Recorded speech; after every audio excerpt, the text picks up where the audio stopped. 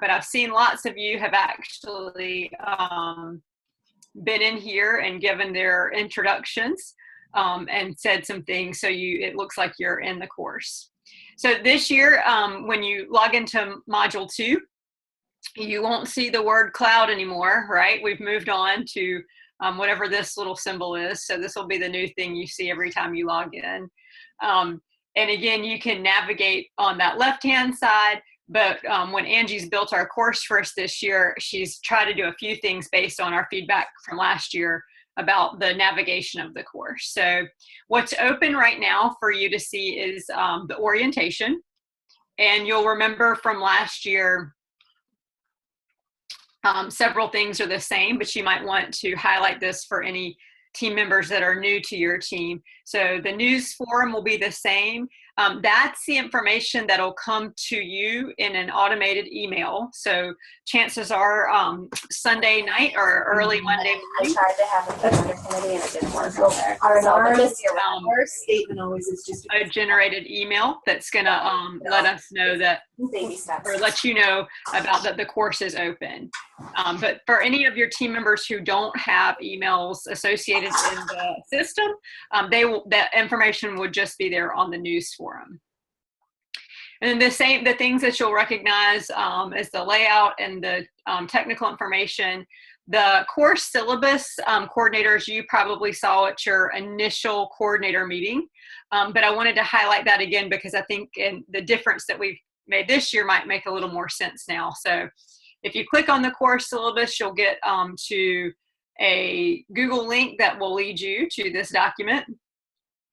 And I went ahead and scrolled to the last couple pages. So you may want to print this out or encourage your team members to print this out. This is sort of the pacing that we'd like for you to keep up with this year through the course. So you can see the orientation's been open, but the course will officially open on Monday. And then that's that 2-week viewing period that we talked about at your coordinator meeting, and again at the face-to-face orientation of we'll be reading and viewing for 2 weeks. And then there will be a week where you can post individual, and then there'll be another set of 2 weeks for reading and viewing. So we'll kind of check and see what that looks like. But if you need sort of something to pin up in your office to keep you on track, you might want to print out these couple sheets. And so that'll make a little bit more sense now that we're back in the course and thinking about kind of managing this. So also just want to make sure that you get a chance to, when you're in the course, do your introductions. So Angie gave us a neat prompt this year of if you could meet any historical figure, who would you choose to meet and why? And we've got lots of folks who have already been in the course and given their information. So you'll be able to see that. My view's a little bit different. You'll see the responses from your region. So if you're in the Southwest, cohorts 1 and 2,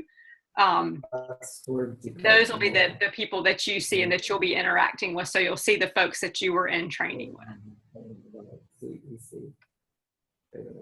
And then if we kind of go back to that home page, the last thing from that orientation is that overall introductions. Oh, I'm sorry. I wanted to make sure to say, to show that that introduction and welcome page, you may want to do this if you have a team meeting scheduled in the next week or so. You may want to view this video together. This is the video that you saw at your introduction to Module 2 coordinators. So when you're at your coordinator meeting ahead of the preview, this is the video of Amy J that we watched. So you may want to think about watching that with your team if you have the chance to do that. Or they may have already watched it if they're already in the course. So one other thing I wanted to highlight that's sort of new this time around in the course is we might have kind of worked around this towards the end of last time, but just because you can't really tell where you've been in the Moodle, Angie's worked really hard on creating this learning checklist. So what we have right now is a checklist for the orientation section, which is open right now.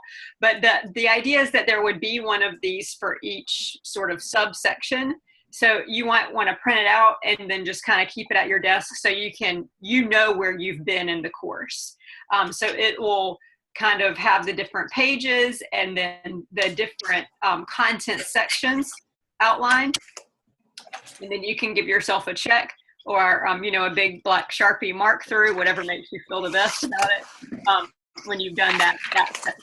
And it'll tell you the things that you need to do if you need to post or if you need to check on a form, like that. So I think that'll help us. I oftentimes didn't know where I'd been or where I was headed when I was navigating the course last year.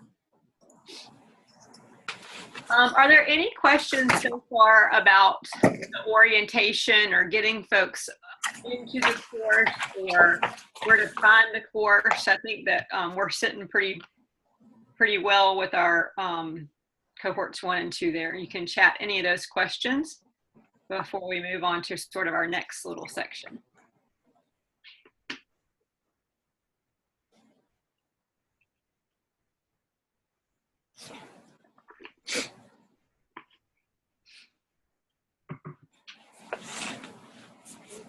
Courtney asked where the checklist was. So right under orientation to the course, it has the learning checklist. Right now, it just has the orientation tasks. And I'm not quite sure. I'll ask Angie where the full checklist will be located, but I assume she'll upload the whole thing right here. It's okay.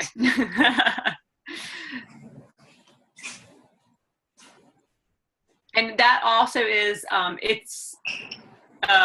you can see it's a Google Doc, so it's something you could, as a coordinator, download and maybe share with your team as well, if you wanted them to kind of keep track of it that way, or if you don't think they'll be able to find it or they've already missed it.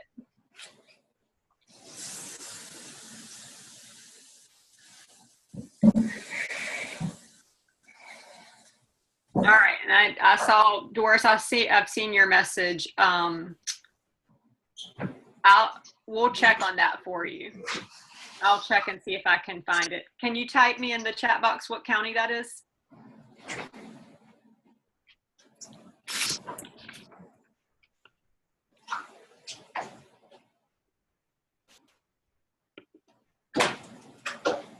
Oh, thanks. I'll find it. I promise. It's in there somewhere. And then if there are no other questions about kind of getting folks in the course, I thought that you might want to have a sneak peek of what you'll get to Monday. So I'm sure you're all thrilled with that. I'm going to scroll through my cameras and see all the heads nodding and the wide eyes. Yes, thanks, Mike. I appreciate that. I see Sandy giving me a thumbs up after I ask her to. Thank you. So this is, my screen is sort of grayed out because it's not quite live yet. And we're doing some final touches today and over the weekend before kind of it goes live. But when you get into 2.1, that's that section that we went over in, like in that face-to-face of the readiness and the sustainability part. So you'll see this beginning paragraph kind of gives, and again, you click in here and this will take us all the way through Thanksgiving, this first section around readiness. So we get into this section and we just have an overview of what it's going to be like to start learning about building an intervention system. So that content, that paragraph will really fall right in line with what you heard in the face-to-face orientation about the concept that we're going to be doing some unlearning. And that we're going to have to learn some new ways of work, and that we want to take that very, very slowly and not scare people. So that paragraph is something that I thought when I was thinking today, I'm like, I might even just copy and paste that into my own notes and really kind of unpack some of those statements for a district team. And then you'll see our learning objectives. So for this first big section, we want to continue to develop that common language. So we started that at the face-to-face day, and we just want to have the chance to go deeper in that common language of how do we all see an intervention system around supplemental and intensive intervention. And then kind of going back to what are some prerequisites that we might need. So we've spent a year talking about core, we've spent a year working on core, but what are some things that we might continue to need to do before we're ready to really build a sustainable intervention system? And then the elements that will make up that sustainable system. So then the part of module 2.1, so that first section that'll last about 6 weeks, I'm guessing, will be around redefining or defining again or getting deeper into what is a standard treatment protocol. So during our face-to-face time together about 2 weeks ago, we spent a lot of our day defining that and unpacking that. We want to spend some more time for you and your team to really get into that and then have access to what does that look like in the school setting. So that'll be some work again around beliefs, that common understanding, and then the benefits of standard protocol. After that section, there'll be a chance to do some discussion forum posts. And then we'll get into 2 weeks of, so what would be the necessary components to begin building this system? And then we'll get into that week where we have the district team meeting. So right now, what it looks like is it looks a lot simpler, right, than last time around. So I think you should expect to see only 1 or 2 sort of links within your weeks so that you can just kind of get in there and do the work and not get so lost in having to navigate the different pages. So that first 2 weeks of what is a standard treatment protocol, so that's this section of our top-down web. I'll click in and let you know what that's going to look like. You feel like you're getting like special treatment here? I know.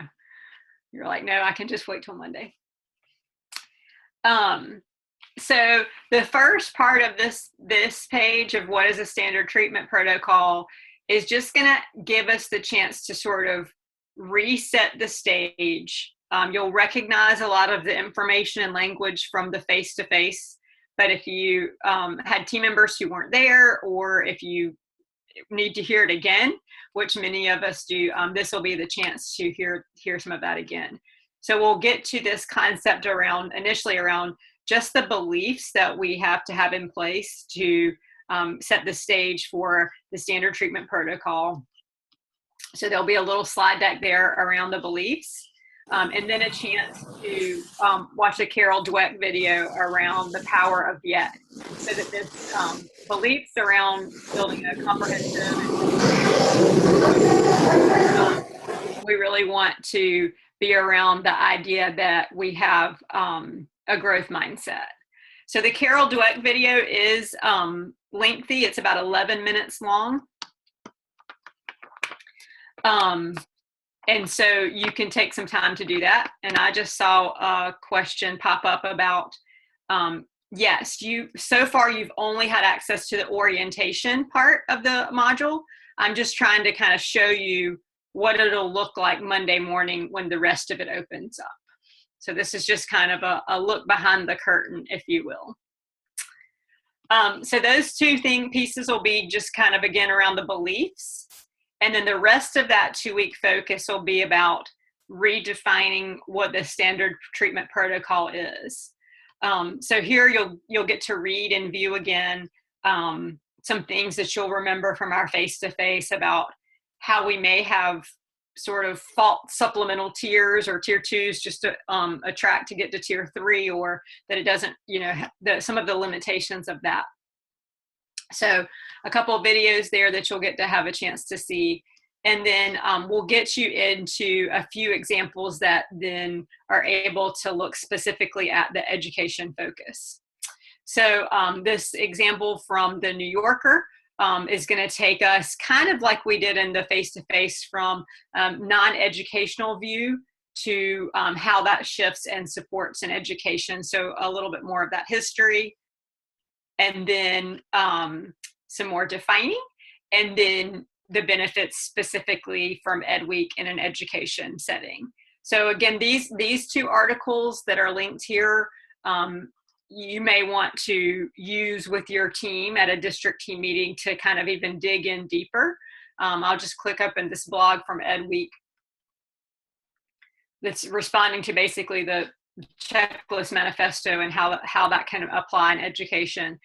So this might be something you want to print out or have team members print out and maybe do some jigsaw work around, or just really seeing how it could apply to our situation as educators to kind of get started with that concept. So again, a slide deck to summarize. That won't be surprising to any of you. And then finally, just a list of some benefits. I won't show you the Powtoon right now, but it is true. I don't know if you've heard, but the MTSS players put on quite a performance. And I'll just give you the sneak peek that's Corey Watkins right there. I assume you all would assume that's what he would be in, his fancy spacesuit. So to talk about how that conversation might look at a school team happening. So what would that look like? And then what you'll see at the end of kind of each section is a concept that we mentioned at the face-to-face of the chance really as a district team to formally talk about a stop doing list. So we're going to add in a little clarification here about what that means. But basically that stop doing list will be a place for you to jot down, are there practices that we want to think about that aren't supporting an efficient system and an effective system for our students and teachers? So are we asking them to write too many things down or spend too much time in programs or practices that aren't benefiting students? And then are those some things that we could eliminate or alleviate? Because that's part of the goal of this, is to really streamline. So that big long section, that's your 2 weeks worth of content. So I just showed you how you can get through it in about 4 minutes. But you will want to get into those videos pretty deeply, and those blog posts and articles will be really good resources for you as well. And then that next section after that will be the chance to post about that. Okay. Any questions about that? So that'll take you through basically the middle of October, that piece of content. We'll wait and see if anybody chats any questions.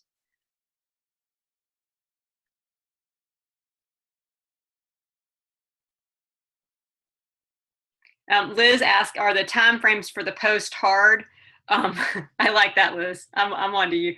I don't think so. And I was, again, kind of reflecting on it yesterday and today as I was in the course. If you're meeting with your district team pretty regularly, that's an individual post, but it certainly could be something that we do as a team together, or do several as a team together as we're responding to some of that content. And if someone falls behind, we will come back and catch you up. But we're really hoping that content piece, getting that 2 weeks of viewing, will allow everybody to sort of keep up. We have really edited from last year. Y'all's feedback was heard and taken about that there was just too much in there. So we're trying to keep the reading and the viewing really limited to just the core pieces, and then making sure that we have lots and lots of resources in there for things you want to.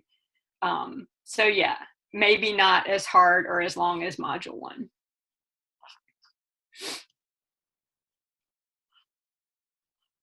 And then I don't want to completely, overwhelm you, but I'm happy to show you that next section. So the next section is, so it'll look like this: October 3rd through 16th, that for those first 2 weeks. What is the standard treatment? Reminding ourselves again, just some deeper learning about that. That'd be a great time for your teams who might need some deeper learning about just those basic concepts to do that. And you could really have some team meetings around just that content. And that posting week would take us through almost the end of October. And then as we get into the end of October, November, we'd be moving on to, so what are the components? What do we need to have ready to do this work? So do y'all want to take a peek at that? You can nod. I can see some cameras. I see one camera, yes. I see lots of people that turn their cameras off. Okay. So then the second content piece will be around kind of the necessary components. So what you're going to see now is, what is it really, how does this look kind of from start to finish, from the district to the school perspective? Again, we're pretty in a broad view here, because when we get into the literacy section, the math section, and the behavior section, it'll be very detail oriented. So you coordinators have seen this video of just kind of what are the things that we need to start doing before we're able to do this, about reviewing and validating that screening data, and then setting up the common patterns of needs, et cetera, et cetera. So that'll be a chance for your team members to get caught up on that content. And then we'll move into, okay, so how do we really start developing an intervention matrix? Our PD team would kill me if they knew that I was showing you this, because it's not in here.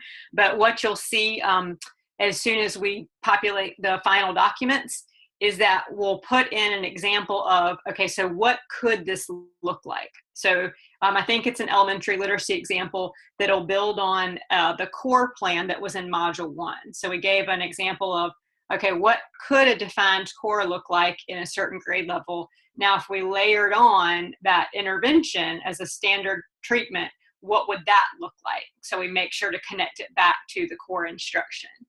So that'll be kind of a hard example that your team can use to say, are we anywhere close to this in any areas? Do we have anything to build off of? So then some steps there, and you'll see that lots of our team members are popping in here. There's Beth Boggs with some coffees for everybody. And then also kind of examples and non-examples of how we'll do this. So lots of reading and viewing here.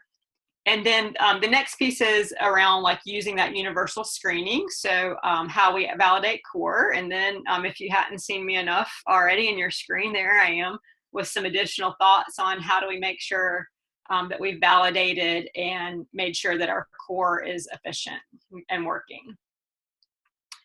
And then what we'll kind of get into in that 2 weeks is some nitty gritty around, so if we're kind of using this as a process to build interventions across time, what would that look like? So the step of analyzing school data. So you'll remember back to maybe in the afternoon of the face-to-face, we kind of went through a section where we had like 4 big things that would happen, and then how would that look, steps. So this is where we're beginning to unpack that, again, at a broad level of like the structures that would need to be in place. So whatever you call your team sort of creates this calendar, and we start to analyze school data on a regular basis, and then just some things to think about. And then here we'll see how to do that at the grade level. One of the resources that'll be there, you'll see that it's not quite there yet, is an Excel spreadsheet where you can actually put in, okay, so if I took a look at an elementary school and I have 100 kids in 4th grade, what resources would it realistically take for me to provide support to however many students are falling who would need intervention? So if we're saying 20% of those kids would need intervention, that would be 20 kids. And how many human resources would it take to do that? But there's also a place in there where you can say, actually, 40 of our kids need intervention, and we would have a group size of 6. And so it'll calculate all that for you to help you start to see, do we even have the resources available to support the intervention that we need? So that'll be a tool that you'll get into and maybe find useful. It's actually an adaptation. Several of you might have seen it. It's Mark Shin used it a couple times in some presentations, and we kind of, with his permission, refined it for our use for both elementary and middle. So again, just kind of the steps of what this takes a look at, and then Angel gives her thoughts there about how we need to refine. And then finally, we start to get to, okay, so we really start to address early on how we can tailor those as we're building the system to individual problem solving. So your own Lynn Bailey down here has some thoughts about that that she's going to lend in this section of the course around taking what could be working but maybe not working fast enough for individual students, and then we can actually tailor that for students. So that 2 weeks seems a little more thick, doesn't it? You can close your eyes while I kind of scroll back up to the top here. So that 2 weeks is really gonna unpack sort of the beginning of the steps. Again, you saw that in the face-to-face, but it'll give a little more weight to that. So as a coordinator, that you may want to dip into that section, if you can get to it, so ahead of your team, to maybe give them some ways to structure and get through that. And then our goal would be that between November 7th and 20th, you'd have a chance to meet as a district team. And that when you're doing that team meeting, it would be about all the stuff that you have to talk about because you have stuff to talk about already, but then also unpacking that content and beginning to talk about, okay, what are the things that we need to implement to get ready for designing possibly some standard treatment protocols and some grade levels in some areas. So that'll be what it kind of looks like through November. And then you can say, hey, then we're going to take a break. I think that's actually Thanksgiving. So we'll give you the holiday off. Any question about that second section? That might have been overwhelming, but I promise it's just unpacking the stuff that we worked through from the face-to-face.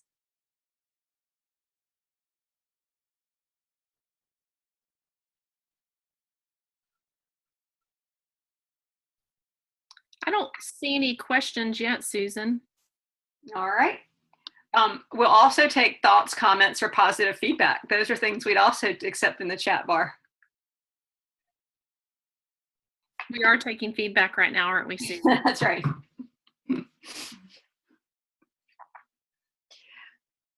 So our big, we don't want to keep you on your lunch break. We know lots of you have other places to be, but our goals for today were just kind of get used to this new platform for some online coaching with coordinators. To make sure that you can get into the Moodle. So I've got one little place where we're gonna check and make sure we can get folks into the course. And then to just kind of see what it looks like. So it'll be a little beefed up. We're still working behind the scenes on getting our final parts and pieces in there. Thanks, Rhonda. So those resources will be in there. But I would say the big ones to look for in this first section are going to be that example of what it looks like. That for me, that Excel document of like, can we really even sustain this thing? And that might point us back to core. And then also in the team meeting folder will be like the milestones documents, but coordinators, you already have those electronically, but they'll be there as well. And those will be a good set of documents to kind of get you started, a good set of resources to get you started.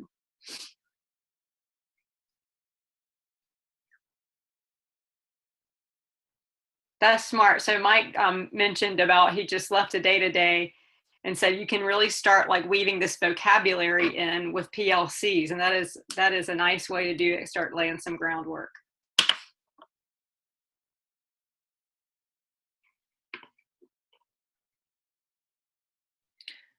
Are there any more questions? Are you guys good? You can thumbs up in the video, or just let us know in the Zoom group chat if you've got any more questions. High school resources, Susan. Liz is asking that. Yeah, so Liz, just like we did in Module 1, we want to make sure that we're not just taking elementary resources and adapting them to middle and high if they don't apply. So most of the work that you'll see, and you'll see it specifically in, so once these parts of the course, I promise they're built, they're just not in the course. But when the literacy, math, and behavior parts come in, you'll see how does that look specific for elementary, for middle, and for high. So that Excel sheet, we didn't want to take that and adapt it for high school because we really want to operate in a completely different setting instead of small grouping for that. So basically continue to use that concept of an early warning system to make sure that we're able to use that as sort of the framework for larger grouping and larger interventions instead of trying to just scale up a model that hasn't been working for, I mean, that doesn't, that works well in elementary, but may not work in those secondary applications. So you'll see those will be all over the place in the literacy, math, and behavior specific places. Thank you, Liz. Thanks, Liz. Susan, you did get some positive feedback from a colleague. Well, I didn't know that Corey was on here. Maybe we should take him back and show him himself in the spacesuit. Did you see it? Angel is also on the call. All right. Well, I think that we're kind of ending we're at the end of things that we have to say, surprisingly. But if folks want to stay on the call, Doris, if you don't mind to stay on, I can try and hunt and find those names and we can figure that out. And it may be Angel too. We can kind of figure out if we can get those folks in the course. Lynn, any parting words? I have no words left today, Susan. I'm all out of words today. So thank you. We will follow up. I have the names listed for those of you that said you've tried to get in the course and you're having trouble. We'll follow up with our colleagues today on that. And we think that you are going to love that. Yes, I see that, C. Mason. I am going to help you guys as well. So I've got your names listed that you shared earlier in the chat bar. Oh, wow. So much happened. All right. Well, everyone have a wonderful weekend, and maybe the sun will finally come out across North Carolina. Yeah. Enjoy the day. Thank you, everybody.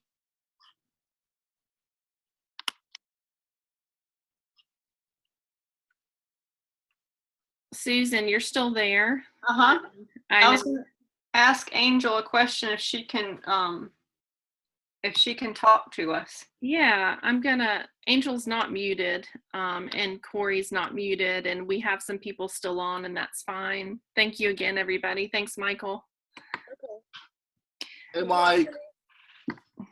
Can you hear me? Yeah, I can hear you. Is that our Angel? Jade, did you share the people? Can you share the people that are not in if you're still on?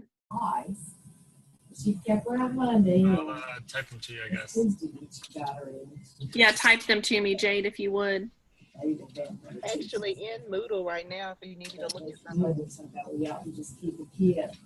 Okay, I got it, Jade. We're doing so many things at once. We're like problem solving. So, Angel, do you know this about the pit team names? Thanks. Oh, no, I know. Thanks, Michael. When the girl's daddy came, he said something, we always have lice and dead dogs. So I had to go ask Nick, would y'all get All of the names and I can just go ahead and put them in real quick. No. Oh, yeah, that is true.